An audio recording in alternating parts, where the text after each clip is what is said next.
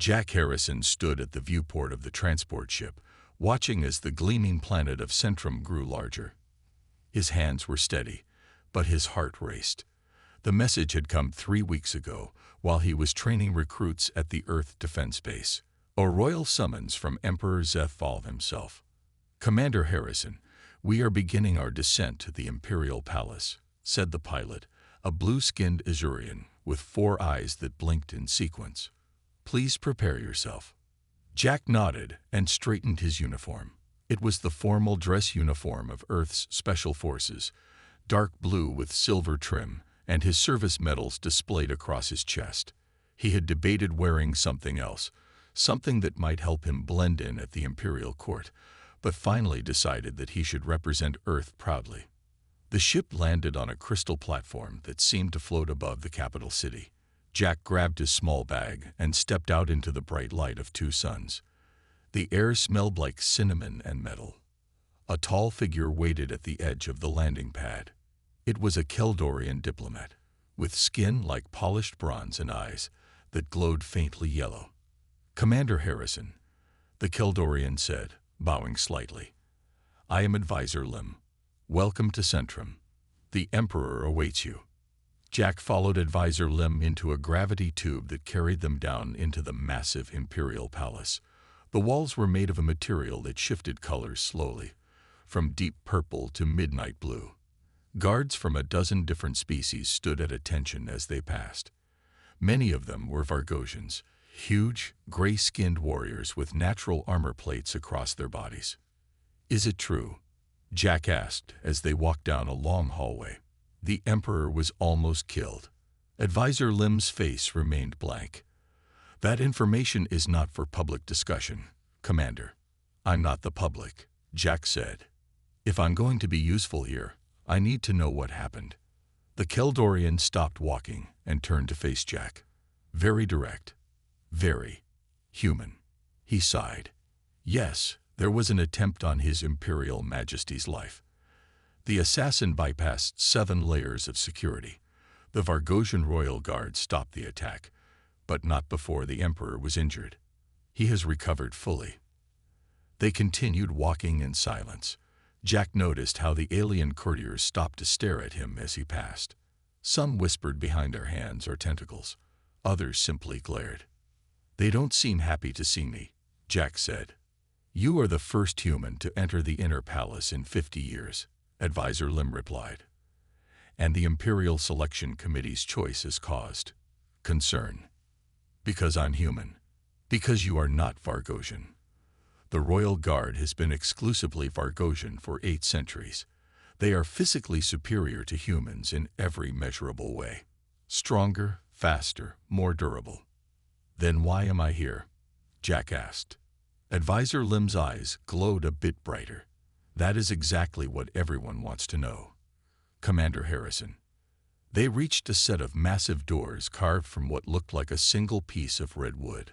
Guards stood on either side, their weapons at the ready. They looked at Jack with open hostility. "The Emperor will see you alone," Advisor Lim said. "I suggest you kneel when you enter, keep your eyes lowered, and speak only when spoken to." Jack nodded. The doors swung open silently, revealing a vast chamber beyond. Jack took a deep breath and stepped forward. The throne room was bigger than any space Jack had ever seen indoors. The ceiling was so high it disappeared into darkness. The walls were lined with representatives from 100 different worlds, all watching him with curious or suspicious eyes.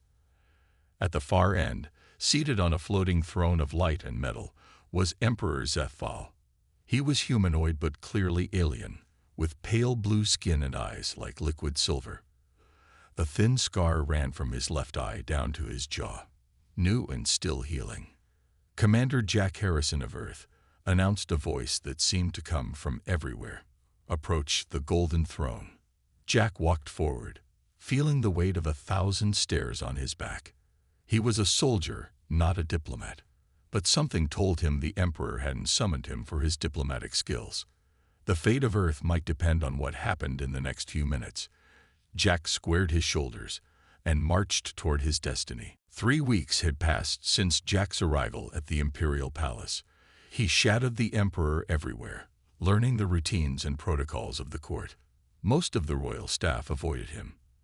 The Vargosian guards watched him with open hatred in their 4 eyes. "They think you'll fail," said a voice behind Jack as he stood watch during a morning council meeting. Jack turned to see a human woman with short brown hair and intelligent eyes. She wore the blue and silver uniform of Earth's diplomatic corps. "Dr. Eliza Winters," she said, extending her hand. "Earth's ambassador to Sententrum. Thought I should introduce myself to the only other human in the palace." Jack shook her hand.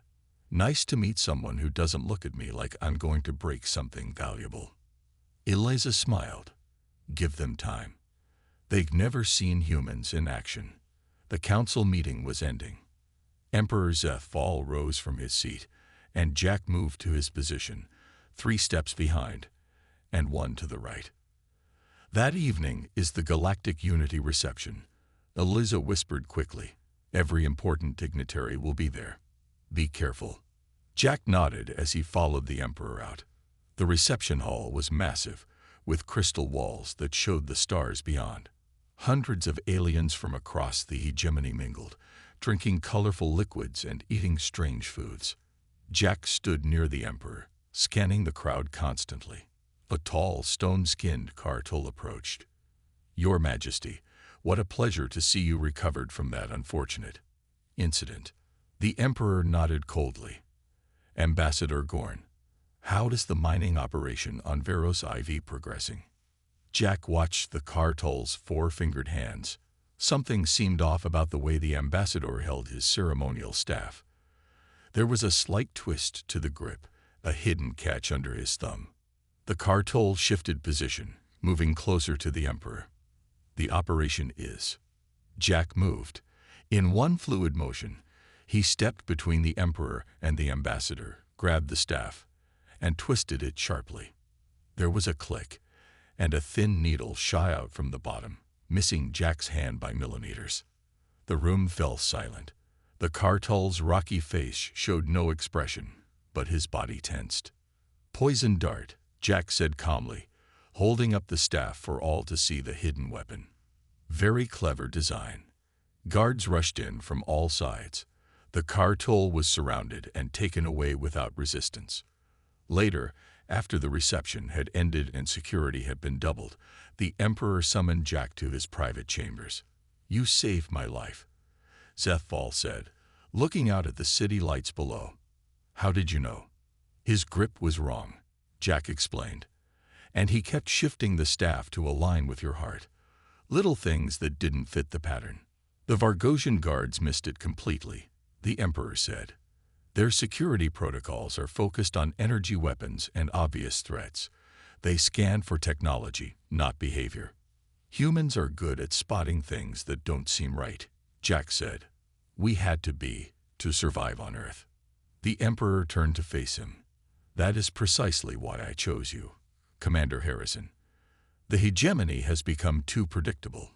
Each species has their specialized strengths and their blind spots. But humans, you're different." A soft chime interrupted them.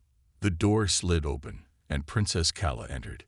She was younger than Jack had expected, maybe 20 in human years, with the same blue skin as her father but darker, more intense silver eyes.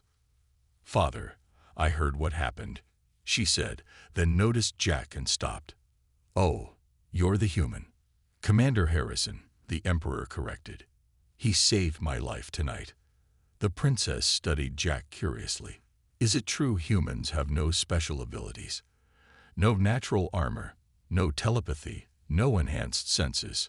Just adaptability," Jack replied. "We make do with what we have." "Fascinating," the princess said. "Most species in the hegemony evolved one perfect solution for survival. But humans, we evolved to handle the unexpected," Jack finished. The Emperor smiled. "And in a court full of specialized threats and ancient protocols, the unexpected is exactly what I need." Outside the window, the 2 moons of Sententrum rose above the horizon. Jack could feel things changing. The court might fear him now, but that fear would soon grow much deeper. They were beginning to realize what they were dealing with. Not just a human, but humanity itself. And humanity had survived for thousands of years by doing what no one expected. 3 months into his service, Jack returned to his quarters after a long day of guard duty to find his room in disarray. Someone had searched through his belongings. Nothing was stolen, but everything was slightly out of place. Jack swept the room and found 3 listening devices hidden in clever spots. He left them untouched.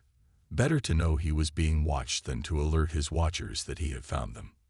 The next morning, as he escorted the Emperor to the Grand Council chamber, High Chancellor Vex Moria blocked their path.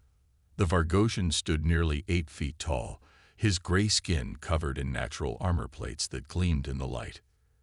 "Your Majesty," Vex Moria said with a bow that seemed more mocking than respectful, "the Council has prepared a special presentation today." The Emperor nodded, and they entered the vast chamber. The curved walls displayed the flags of 1,000 worlds. The councillors sat in rising tiers, all eyes focused on the Emperor as he took his throne with Jack standing guard behind him. Vex Moria stepped to the center of the room.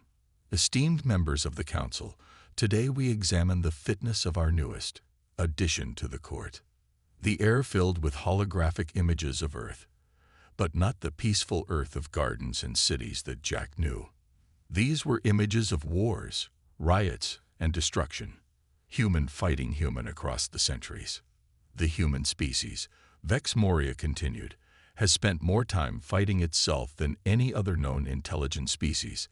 They have weaponized every discovery they ever made. Their history is written in the blood of their own kind. Jack stood still, face neutral, though anger burned inside him. This was a calculated move to undermine him. "Is this true, Commander Harrison?" the Emperor asked quietly, not turning around. "Parts of our history, yes," Jack admitted, "but not who we are now." The Liza stepped forward from the Earth delegation section. "High Chancellor, you show only part of the truth. Humans have also created art, music, and literature that is celebrated across the hegemony. We have healed as well as harmed." Vex Moria sneered. Pretty words from a diplomat, but facts remain facts. Can we trust the safety of our beloved Emperor to a species with such violent tendencies? Princess Kala, sitting at her father's right hand, spoke up. "I have been studying Earth culture, Chancellor. Their capacity for violence is matched by their capacity for sacrifice. They protect what they value." The debate continued for hours. Jack remained silent, knowing anything he said would be used against him. When the session finally ended, he escorted the Emperor back to the royal chambers. "You didn't defend yourself," the Emperor noted once they were alone. "Actions speak louder than words," Jack replied. "I'll let my service answer their accusations." The Emperor studied him with those silver eyes. "The Chancellor wants you gone. He has allies throughout the court." "I know. I found listening devices in my quarters." "And you didn't remove them?" The Emperor seemed surprised. Jack shook his head. "Let them listen. They'll only hear what I want them to hear." The Emperor smiled slightly. "You continue to prove my choice was correct." Late that night, Jack was awakened by an urgent message from Elisa. They met in a small garden where the sound of flowing water would mask their conversation. "They're planning something bigger," Elisa whispered. "One of my contacts overheard Vex Moria talking about removing the human problem permanently." "I've survived 2 accidents already this week," Jack said. "A brake failure on a transport and a food poisoning attempt." Elisa looked worried. "This is more than court politics, Jack. The Vargosians have controlled Imperial security for centuries. Your presence threatens their power." "I don't think that's all," Jack said, lowering his voice further. "The Emperor knows something. He's using me as bait to draw out hidden enemies." A soft footstep made them both turn.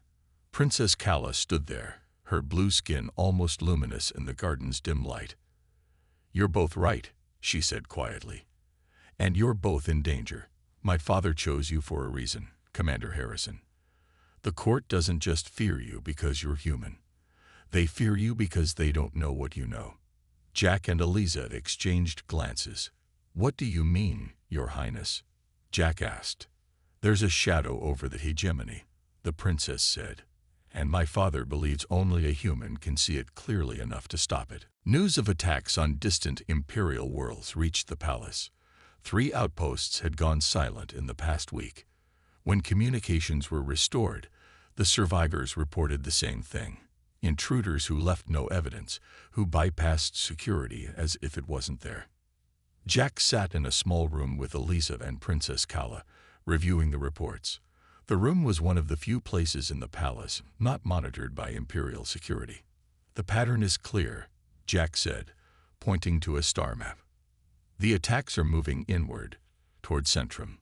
But who could breach Imperial security so easily? Eliza asked.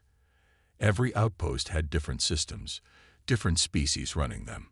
The princess leaned forward. My father believes it's the Void Collective. Jack looked up sharply. The shadow group from old stories. I thought they were myths. Most people think so, Princess Kala said. That's what makes them so dangerous. They've operated in secret for centuries, placing agents throughout the hegemony, including in the Imperial Palace, Jack guessed. The princess nodded. Including among the Vargosian royal guards. That's why my father chose you. Humans are too new to galactic politics. The Void Collective hasn't had time to infiltrate your species. A soft chime interrupted them. Jack checked his comm unit. The Emperor wants me. We'll continue this later. He found Emperor Zethval in his private observatory, looking out at the stars. The room was dark except for the glow of distant suns. You wanted to see me, Your Majesty. The Emperor didn't turn around. Do you know why I really chose you, Commander Harrison? Princess Kala mentioned the Void Collective, Jack said. She said they haven't infiltrated humans yet. That's part of it, the Emperor said, but not all. 6 years ago, during your border wars, you led a mission to planet XT-435. Jack stiffened. That mission is classified. Not to me, the Emperor said. You encountered something there, something you couldn't explain. Your team found an outpost that had been taken over by something. Not a physical enemy, but an influence. Your soldiers started acting strangely, turning on each other. Jack's mouth went dry. He had never told anyone the full truth about that mission. How do you know this?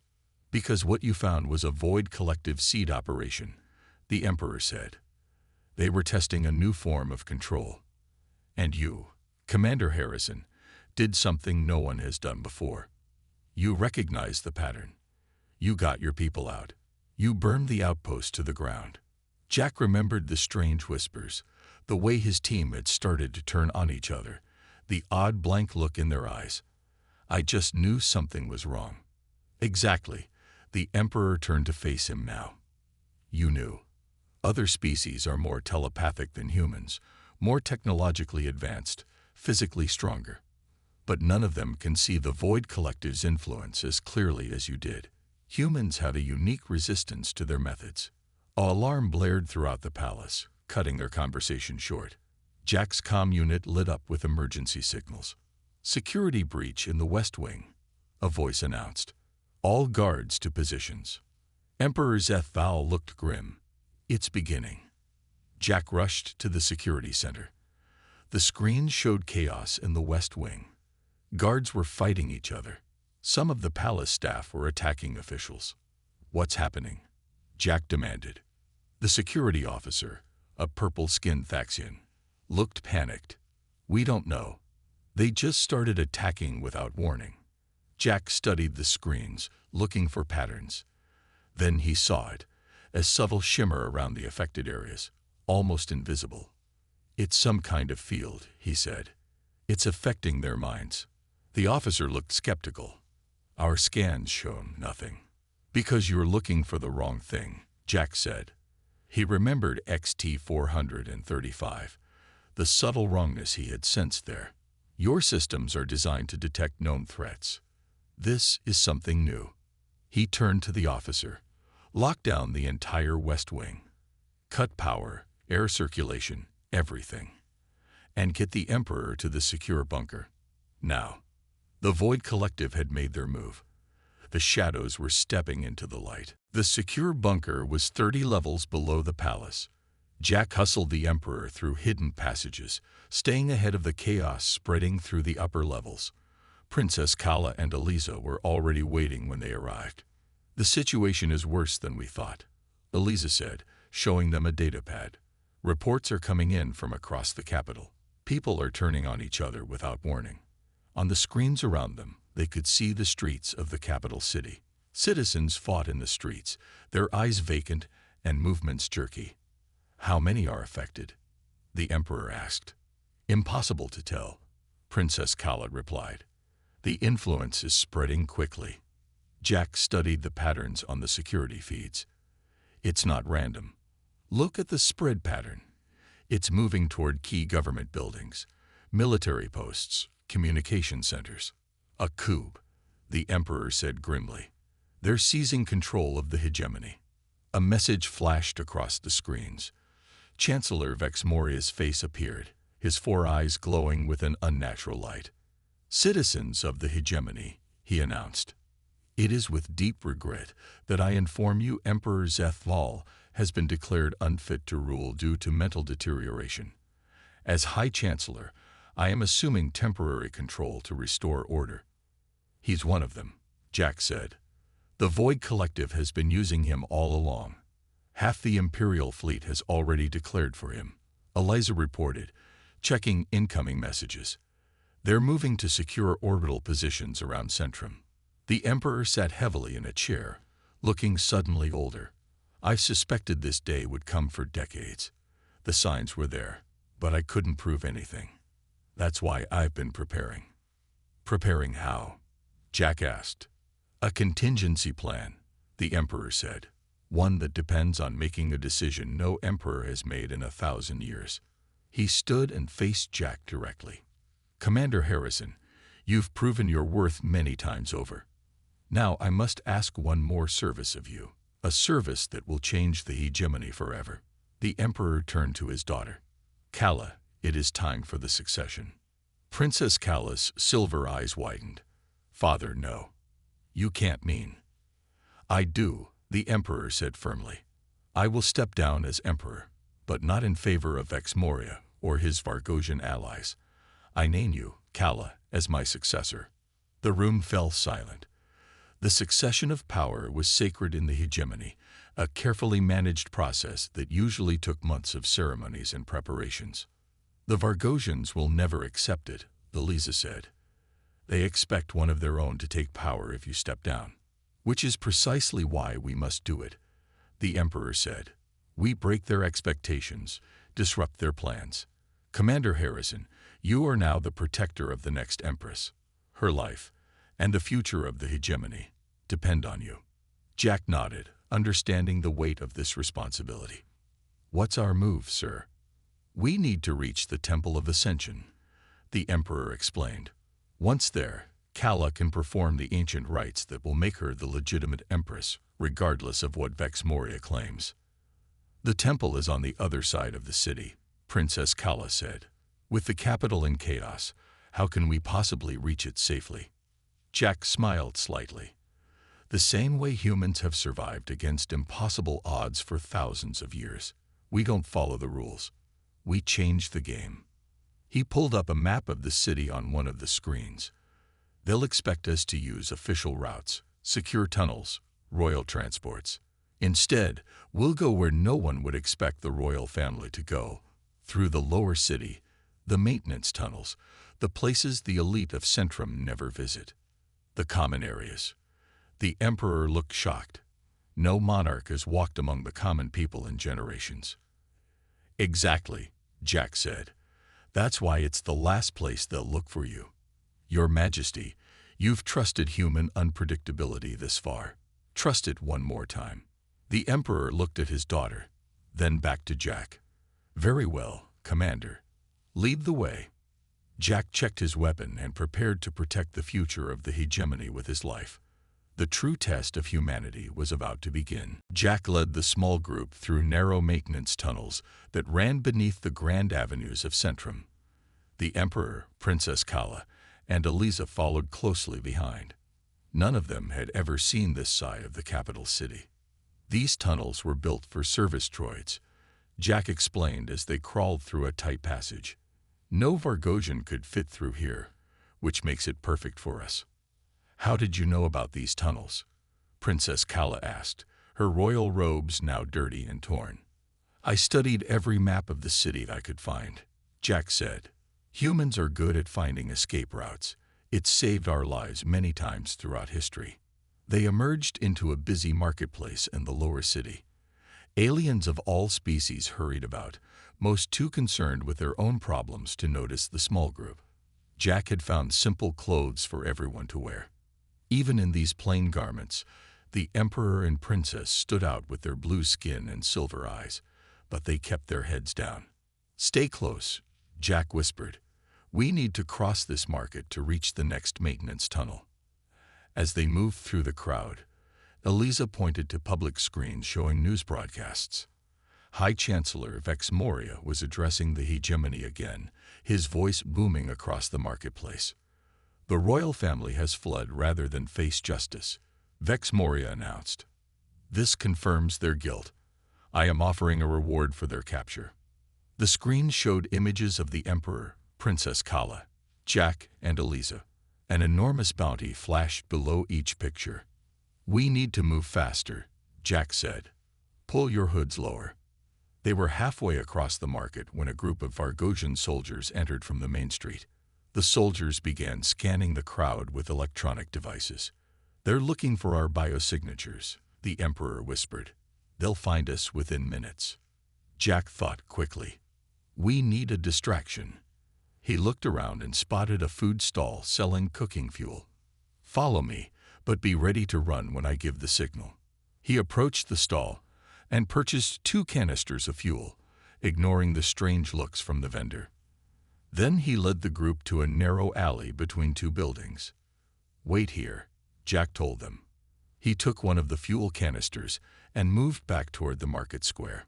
Finding a service panel, he opened it and placed the canister inside, setting it to release slowly. Returning to the group, Jack pulled them deeper into the alley. When the gas from that canister hits the cooking fires in the market, it will create a lot of smoke, but no real danger. The emergency systems will activate, creating confusion. That's when we move. Minutes later, thick white smoke began filling the market.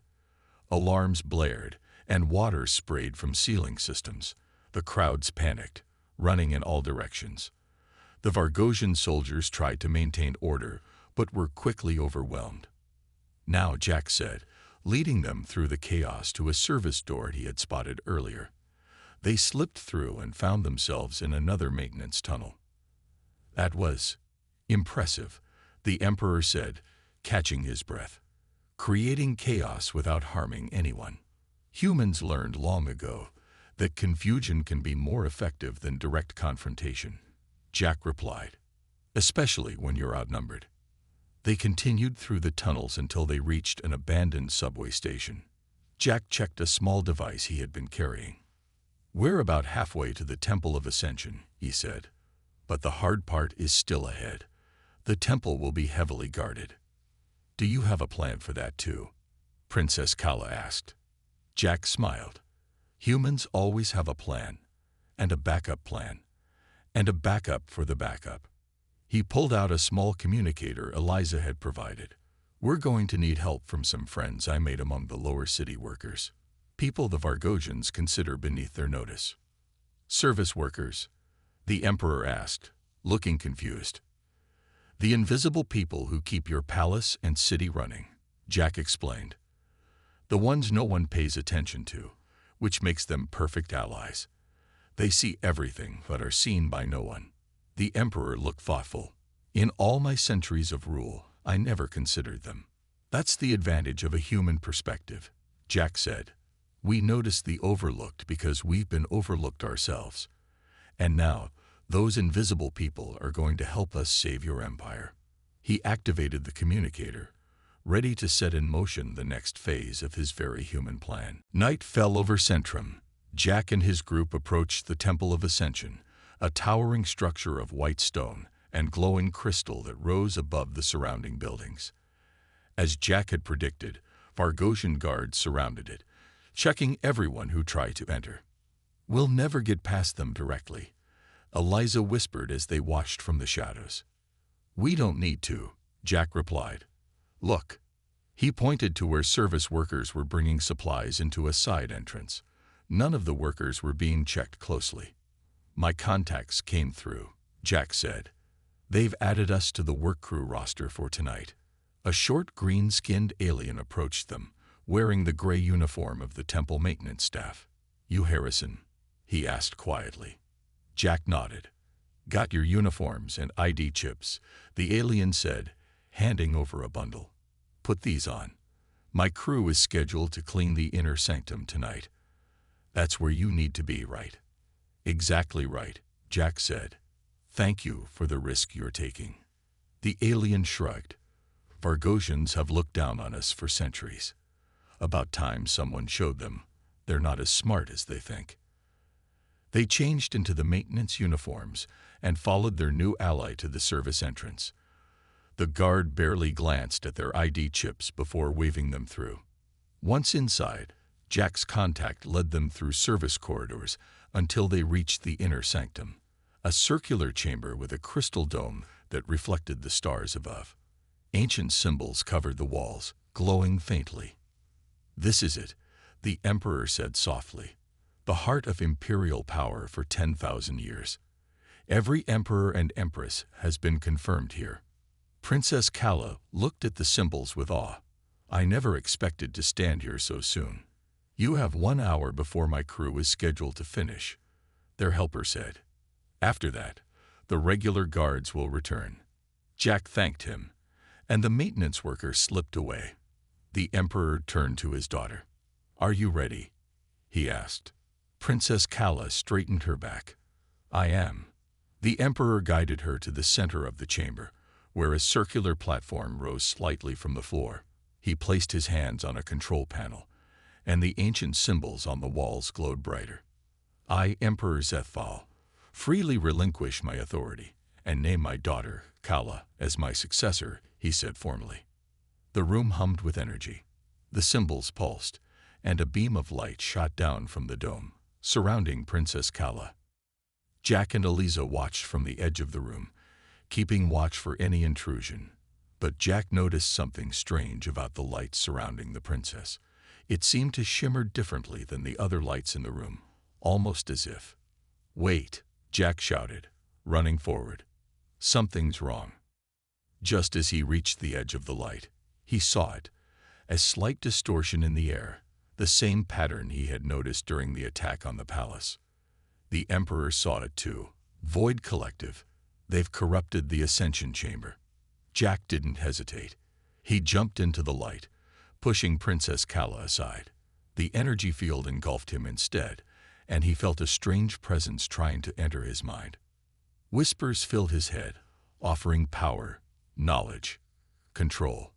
The same whispers he had heard years ago on planet XT-435. But just as before, Jack recognized the intrusion for what it was. "Get out of my head," he growled, focusing on what made him human. His family back on Earth, his loyalty to his friends, his determination to protect those who depended on him. The whispers grew angry, then desperate, then faded entirely.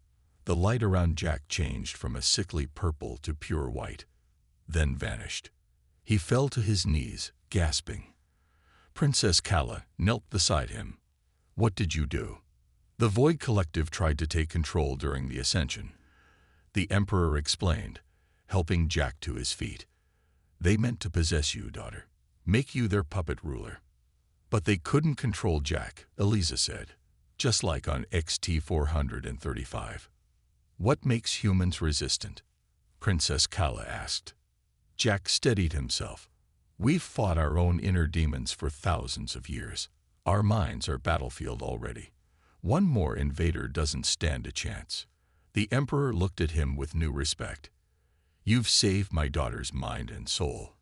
The hegemony owes you a debt that can never be repaid." "We're not done yet," Jack reminded them.